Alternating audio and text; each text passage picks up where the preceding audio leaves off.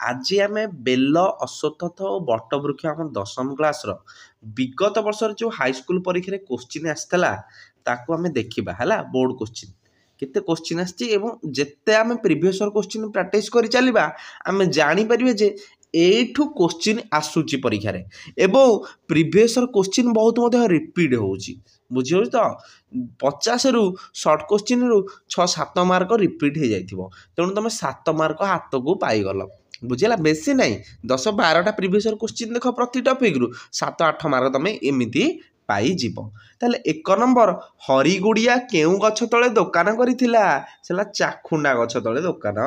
करिथिला 2 number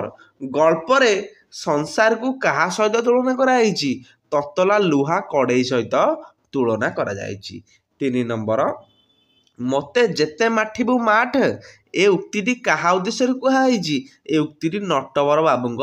सान झील उद्देश्य कहुई 4 नंबर आमर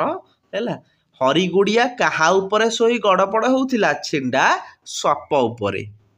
देखिला पिला माने केते सहज सहज क्वेश्चन आमु खाली विषयटी को भल भाव रीडिंग करियार अछि आ किछि दरकार नै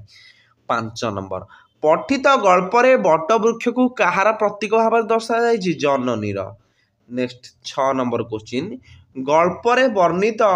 मधुतियाड़ी किए मंदिरर पूजक 7 नंबर अश्वत्थ गछ और बेल गछ केउठी रही थिला बंगला रे हैला तापर 8 नंबर क्वेश्चन बेल अश्वत्थ और बटवृक्ष गल्परे केउ ऋतुर घटना वर्णना करा जायछि हैला एटा ग्रीष्म ऋतुर एटा ख्रीस्ट एटा भूल 9 नंबर मनीष जाति को नटवर बाबू कौन बोली भाभी कहला पिला